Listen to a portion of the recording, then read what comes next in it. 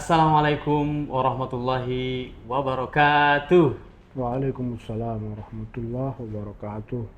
Kembali lagi di Sahabat TV NU Medan dalam acara Muzakarah Ramadan. Bersama saya Rezeki Saputra Hasibuan. Kali ini kita kedatangan tamu sekaligus narasumber pada kesempatan kali ini. Selamat datang Pak Zulfahmi. Ya, Zulfahmi. Zulfahmi Lubis. Zulfahmi Lubis.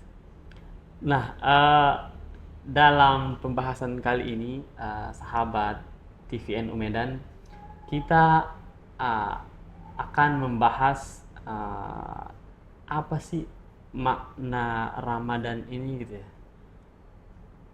Apa kesan yang seharusnya didapatkan umat dalam Ramadan ini gitu. Nah, namun sebelum ke situ, kita tentu ingin lebih dekat kepada narasumber kita kali ini. Saya lihat di sini sudah sampai doktor, ya Pak ya. Boleh diceritakan sejarah pendidikannya dan juga nama lengkapnya? Silakan. Ya. Bismillahirrahmanirrahim. Assalamualaikum warahmatullahi wabarakatuh. Waalaikumsalam. Alhamdulillah, salatu wassalamu ala rasulillah wa ala alihi wa sahbihi wa mawalah wa la hawla wa la quwata illa billah. Sahabat TVNU Medan yang kami muliakan, nama saya Dr. Zulfahmi Lubis, Ya, LCMAG ya. Jadi dulu saya menempuh pendidikan pertama di SD Negeri 066044 di Helvetia, dekat rumah orang tua ya. Kemudian setelah itu saya pergi nyantri di pesantren Darul Arafah, jadi sanawiyah aliyahnya di situ. Setelah itu saya melanjutkan kuliah di Universitas Al-Azhar Kairo di jurusan Fakultas Usuluddin di jurusan Akidah wal Falsafah. Masya Allah, ini sama berarti sama saya. Saya juga Ya. jurusan Akidah. Alhamdulillah. Setelah itu saya melanjutkan program magister, dulu namanya Program Pasca Sarjana IAIN Sumatera Utara Medan. Kemudian setelah beberapa tahun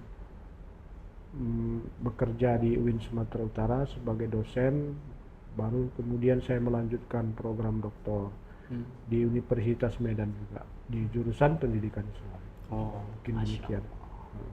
Di narasumber kita kali ini adalah alumni Al-Azhar ya, dan juga sudah doktor ya. Jadi alhamdulillah sahabat TVNU Medan ini menghadirkan narasumber yang memang luar biasa ya, yang mumpuni di bidangnya. Alhamdulillah. Nah, dalam masyarakat Ustadz, kadang terlihat masyarakat ini memaknai Ramadan itu hanya kadang sebagai rutinitas bulan aja ya. Ini bulan Ramadan, bentar lagi bulan Syawal gitu. Seolah-olah tidak berkesan tuh bulan Ramadan, atau hanya sebagai momentum jualan petasan atau dan hal sebagainya. Bagaimana sebenarnya kita memaknai Ramadan ini, Ustaz? Ya. Ramadan merupakan madrasah ruhaniyah, pendidikan rohani untuk menempa jiwa-jiwa kita agar menjadi insan yang bertakwa. Jadi seharusnya selayaknya ketika masuk bulan Ramadan kita harus mempersiapkan diri untuk menghadapi Ramadan itu, bahwa kita akan melakukan latihan rohani atau yang kita kenal dengan riyadhah ruhaniyah. Apa latihan ruhaninya? Yang pertama kita disuruh berpuasa. Targetnya apa? Targetnya agar kita itu bisa mengendalikan nafsu kita, agar tunduk di bawah perintah Allah Subhanahu wa taala. Yang kedua, kita dilatih untuk taraweh. Tujuannya apa? Agar kita senantiasa merasakan kehadiran Tuhan. Itulah dia tarawih ya. Kemudian setelah itu kita dilatih juga untuk banyak bersedekah. Kemudian di akhir Ramadan kita diwajibkan bayar zakat fitrah. Itu juga melatih jiwa kita untuk peduli kepada sesama atau kepedulian sosial ya. Kita juga dilatih dalam bulan Ramadan ini untuk bertadarus ya, memahami ajaran Allah Subhanahu wa taala. Kemudian kita dilatih juga untuk beriktikaf, terutama di 10 akhir dari bulan Ramadan. Iktikaf itu semacam uzlah ya. Uzlah ini menyendiri atau berkholwat sebagaimana kebiasaan orang-orang soleh dulu, para wali bahkan para nabi. Para nabi itu semua beruzlah ya. Apa gunanya uzlah itu? Mengasingkan diri, menyendiri, itu untuk introspeksi diri, meminta petunjuk kepada Allah, menyadari untuk apa kita berpuasa. Makanya mencari Lailatul Qadar. Qadar itu artinya ketentuan, kemuliaan. Jadi di situ kita menyadari dalam iktikaf kita itu untuk apa kita hidup, apa setelah kehidupan, apa pedoman hidup, bagaimana kita menjalani hidup, bagaimana kita membenahi amal kita, niat kita, kemudian ilmu kita, bagaimana kita menggunakan waktu kita sebaik-baiknya untuk amal soleh. Jadi itulah yang ingin kita capai dalam iktikaf kita itu, penyendirian kita. Sehingga kita menyadari sepenuhnya kembali sesungguhnya visi dan misi kita hidup di dunia ini untuk apa. Sebagaimana para nabi itu menyendiri untuk memperoleh petunjuk dari Allah. Sebenarnya apa yang harus dilakukan untuk memperbaiki umat manusia. Nah, kita juga begitu, menyendiri itu untuk apa? Paling tidak kita berpikir untuk membenahi diri kita dan keluarga kita. Meskipun mungkin kita tidak sanggup dalam skala yang lebih besar seperti membenahi lingkungan kita, masyarakat kita, ataupun bangsa dan negara kita. Nah, itulah tujuan dari berujlah. Jadi atau beriktikaf. Jadi semua ini merupakan latihan ruhania. Artinya sangat disayangkan kalau dalam bulan Ramadan itu justru kita menyia-nyiakan latihan ini. Contohnya kita lebih banyak nongkrong di kafe sampai pagi, atau kita kerja cuman wisata kuliner. Yang terjadi hanya pengembangan badan. Jadi puasanya tidak bermanfaat. Tidak ada perkembangan jiwa. Jiwanya tidak lebih menjadi insan yang bertakwa. Atau malamnya tidak diisi dengan tarawih ya. Atau lebih banyak lagi perbuatan yang sia-sia kita lakukan dalam bulan Ramadan. Padahal bulan Ramadan itu momentum yang sangat penting. Kenapa? Di situ semua amal dilipat gandakan. Amal yang sunnah pahalanya sama seperti amal yang wajib. Amal yang wajib dilipat gandakan pahalanya sampai 70 kali lipat. Kemudian Allah Subhanahu wa taala membukakan pintu-pintu rahmatnya, pintu maghfirahnya, pintu itkun minan narnya. Jadi misalnya sebelumnya kita ditentukan untuk masuk neraka, tiba-tiba ketika kita bermujahadah pada bulan Ramadan mendekatkan diri kepada Allah, Allah Subhanahu wa taala tersentuh, memandang kita dengan rahmatnya, dicoretnya ketentuannya, tidak jadi kita masuk neraka. Jadi kalau kita abaikan momentum seperti ini yang tidak terulang ya setiap bulannya, boleh jadi ini kan Ramadan ini hanya sekali dalam setahun ya. Artinya 11 bulan itu sudah kita gunakan untuk dunia, kenapalah 1 bulan sini tidak kita manfaatkan waktu kita untuk akhirat. Nah, jadi kalau semuanya untuk dunia, apalah yang kita persiapkan untuk akhirat? Kira-kira begitu. Jadi setelah puasa itu apa yang diharapkan? Yaitu menjadi manusia yang bertakwa, yang kembali kepada fitrahnya dan memperoleh kemenangan. Apa yang dimaksud dengan kemenangan? Kemenangan itu adalah menang dalam menundukkan hawa nafsu untuk patuh tunduk, mengikuti perintah Allah. Yang kedua, kemenangan itu yang hakiki adalah masuk surga. Waman zuhziha 'anil nar wa udkhilal jannah faqad faz. Barang siapa yang dihindarkan dari api neraka, dimasukkan ke dalam surga, maka sungguh dia telah memperoleh kemenangan. Wamal hayatud dunya illa mata'ul ghurur ya. Kehidupan dunia ini hanya sebuah kesenangan yang memukau dan menipu. Nah, itulah yang ingin kita capai dari apa? Dari puasa Ramadan. Jadi mudah-mudahan kita memperoleh kemenangan tersebut. Mungkin Amin. demikian. Masya Allah, betapa pentingnya Ramadan itu bagi umat ya, baik untuk membenahi rohani Iya. dan sebagainya. Saya ada pertanyaan nih, Ustaz. Ya, silakan. Biasanya masyarakat kita ini atau umat kita ini semangat sekali pas awal-awal Ramadan, tapi pertengahannya kembali lagi satu soft gitu. Iya. Terus ada yang menyampaikan, itu karena ustadznya sudah mensugestikan umatnya tidak semangat hanya sampai 10 hari saja. Tapi itu realita juga. Jadi apa kira-kira semangat yang bisa kita berikan atau ustadz bisa sampaikan kepada kita agar konsisten dan semangat gitu menjalankan ibadah puasa Ramadan dan amalan-amalan lainnya. Iya. Kalau kita ingin mencapai satu tujuan, kalau kita berhenti di tengah jalan atau di sepertiga jalan, maka tujuan itu nggak akan pernah tercapai. Jadi kira-kira kita dengan puasa Ramadan ini tujuan kita apa? Itu yang pertama.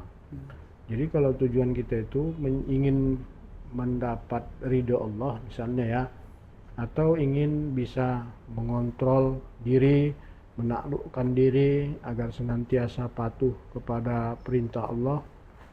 Jadi kita harus melatih itu.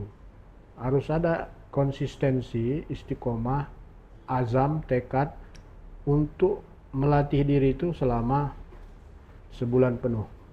Jadi pelatihan itu harus kita ikuti supaya apa? Agar kita mendapat hasil yang maksimal. Jadi kalau kita cuma ikuti pelatihan itu misalnya 10 hari, maka hasilnya tidak akan maksimal. Atau 20 hari itu pun bolong-bolong, bagaimana hasilnya bisa maksimal? Maka kita tidak bisa mencapai predikat takwa itu. Nah, jadi artinya kalau kita latih itu maksimal, 30 hari itu kita terus hadir dalam latihan-latihan rohani tadi, kita bertadarus, kita iktikaf, kita bersedekah, kita taraweh. Itulah makanya man qoma ramadhana imanan wahtisaba ghufira lahu ma taqaddama min dzambi. Artinya orang yang konsisten dalam latihan-latihan rohani itu, maka di ujung penghujung Ramadan itu nanti begitu masuk Idul Fitri, itu namanya Yaumul Jaizah di dalam hadis. Apa itu? Hari pemberian award, anugerah. Bagi siapa itu? Bagi orang yang telah berhasil selama sebulan penuh, berhasil dia apa? Mengalahkan hawa nafsunya, berpuasa, mendekatkan diri kepada Allah.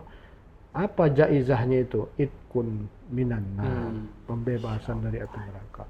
Jadi kalau misalnya cuma 10 hari, ya itu nggak dapat hadiahnya gitu. Dapat hadiah percuma ya kan? Cuma daftar aja kita nggak dapat ya, hadiah. Cuman pernah jadi peserta aja gitu. Iya. Baik Ustaz, mudah-mudahan kita termasuk ya bagian dari orang yang istiqomah. Mulai dari awal sampai akhir menjalankan ibadah puasa dan Ramadan dan amalan-amalan lainnya. Amin. Terus saya ada pertanyaan lain nih Ustaz. Nanti kan kalau kita sudah terbiasa nih dengan amalan-amalan Ramadan, puasanya, tahajudnya,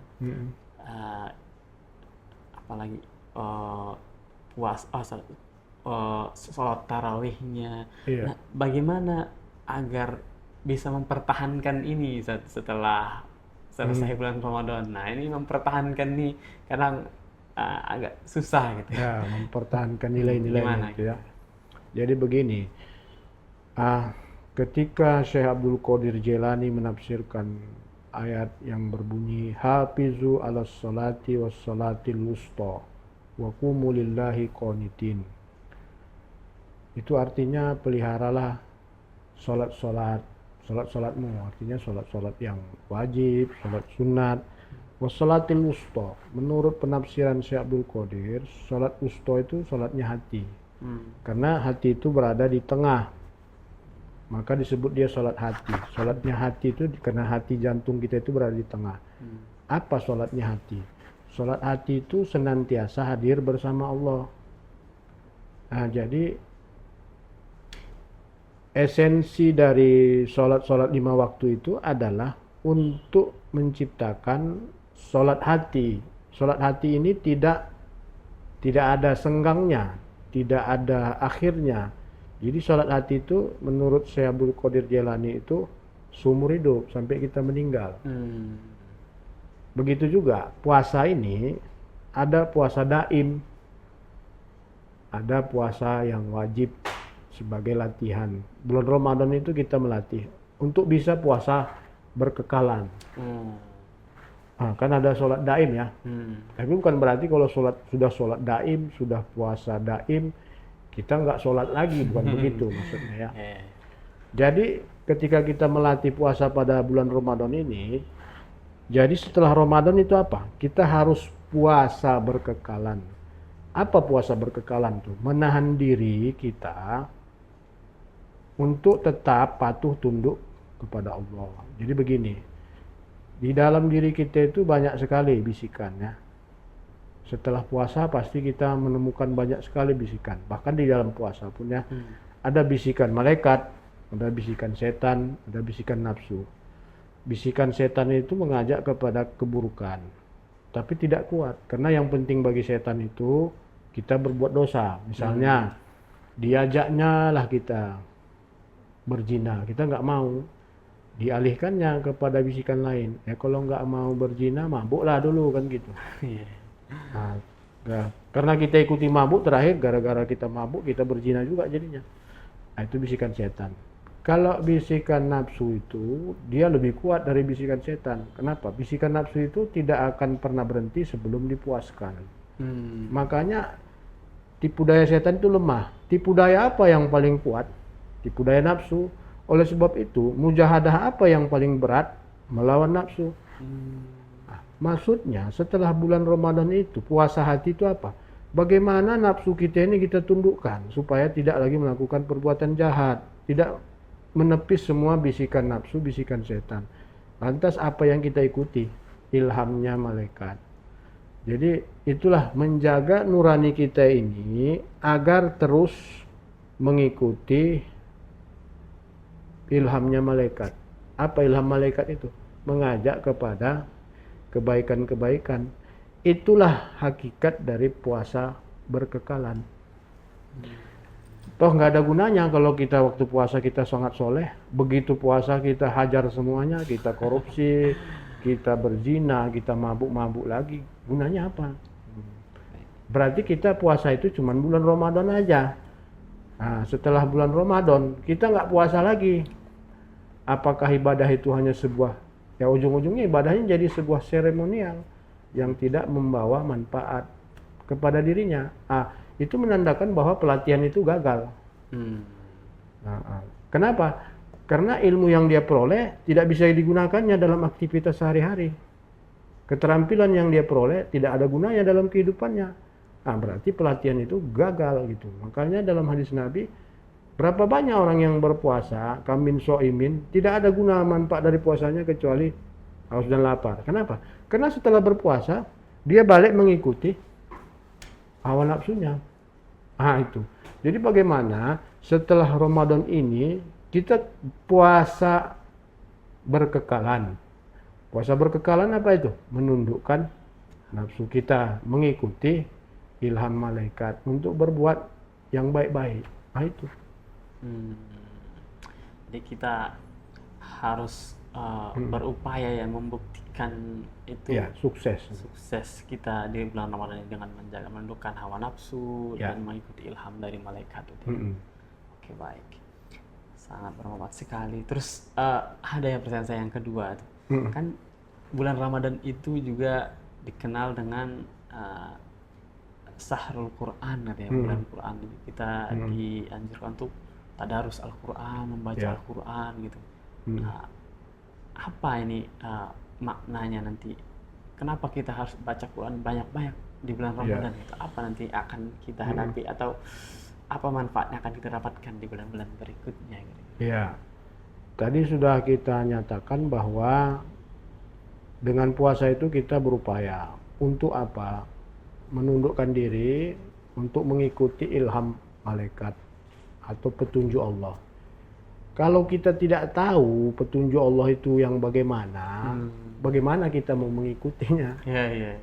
Makanya pada bulan Ramadan, tadarus itu bukan hanya sekedar Iqra 1, Iqra 6 atau belajar tajwid. Tapi tadarus itu apa? Memahami petunjuk Allah. Apa kira-kira petunjuk Allah yang harus kita lakukan dalam kehidupan ini? Ya, kita pahami mulai dari surah Al-Fatihah sampai surah An-Nas. Isi petunjuk itu apa? Petunjuk itu pedoman hidup, bagaimana kita menjalani hidup itu. Jadi, kita bertadarus itu memahami petunjuk-petunjuk Allah tadi. Nah, setelah kita pahami, kita ikuti petunjuk itu senantiasa. Nah, itulah hubungannya antara puasa dengan tadarus. Oh. Supaya apa? Setelah berhasil kita tundukkan, agar kita tidak lagi mengikuti yang batil, ya, kita tundukkan, aku ini mau ikut petunjuk Allah, petunjuk ilham para malaikat.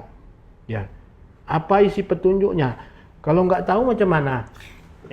Ya nggak ada juga gunanya. Nah, makanya dalam bulan Ramadan itu, ya kita bertadarus. Apa itu? Kita baca. Apa isi petunjuk di dalam surah Al-Baqarah itu, apa petunjuknya? Surah Al-Imran itu apa petunjuknya? Bukan hanya membacanya saja ya, tapi memang kita harus tahu arti dan maknanya kan. Ya, apa pesan-pesannya supaya kita bisa melaksanakannya setelah bulan Ramadan.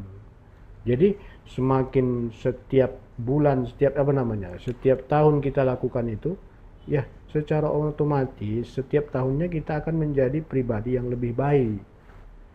Tapi kalau kita bulan Ramadan ini menyentuh Quran pun tidak, atau hanya sekedar membaguskan bacaan, boleh saja, atau sekedar membaca-baca saja, tapi tidak kita pahami pesan-pesan Tuhan tadi, kira-kira kita bisa nggak menjadi insan yang bertakwa?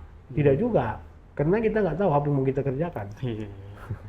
Nggak ada panduannya. Nggak ada panduannya, meskipun sudah kita tundukkan nafsu kita tadi itu. Tapi setelah itu kita nggak ngerti, aku mau buat apa? Nah itu, apa yang harus kulakukan dalam hidup ini? Apa panduannya? Panduannya Al-Quran. Nah, itu. Jadi semuanya terkait. Jadi itu pelatihan itu satu paket. Kalau kita tidak melakukan salah satu paket itu, maka pelatihan itu gagal. Di satu paket ya teman-teman semuanya, pemirsa sahabat TVNU. Jadi amalan di bulan Ramadan itu satu paket ya, dan juga seperti sudah dirancang ya, kenapa kita harus banyak baca tadarus ya, baca Al-Quran di bulan Ramadan ya. Ternyata sebagai panduan kita nanti ya, setelah berhasil diri.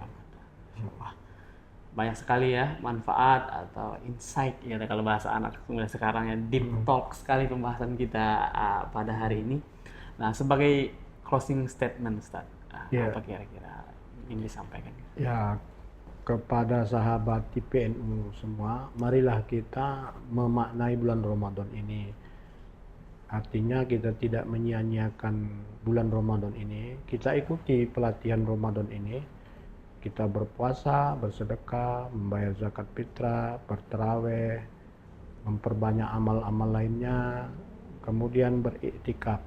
Ya, paling tidak 10 akhir pada bulan Ramadan, ataupun tidak sanggup 3 hari pun tidak mengapa, supaya kita bisa introspeksi diri, mempertimbangkan, bermuhasabah apa yang akan kita lakukan ke depan, kemana hidup kita ini akan kita bawa. Jadi kalau kita ikuti pelatihan-pelatihan itu, insya Allah kita akan menang. Jadi menang itu artinya menang melawan nafsu, dan kemenangan yang akhirnya nanti setelah menang melawan nafsu itu adalah apa? Balasannya adalah ridho Allah dan surga Jannatun Naim. Mungkin demikian, mudah-mudahan bermanfaat bagi kita semua. Wallahu muwaffiq ila aqwamit thoriq. Assalamualaikum warahmatullahi wabarakatuh. Waalaikumsalam warahmatullahi wabarakatuh. Baik sahabat TV Al Medan, demikianlah talk show ataupun tausiah yang disampaikan oleh Bapak Zulfahmi. Mudah-mudahan kita termasuk orang-orang yang bisa mengamalkan atau beribadah di bulan Ramadan dengan baik. Amin. Sehingga kita mendapatkan reward ya, ifkum minan nar, mendapatkan ampunan dan juga ridho Allah Subhanahu wa taala. Mungkin itu yang dapat kita lakukan dan itu yang dapat kita sampaikan pada podcast kali ini.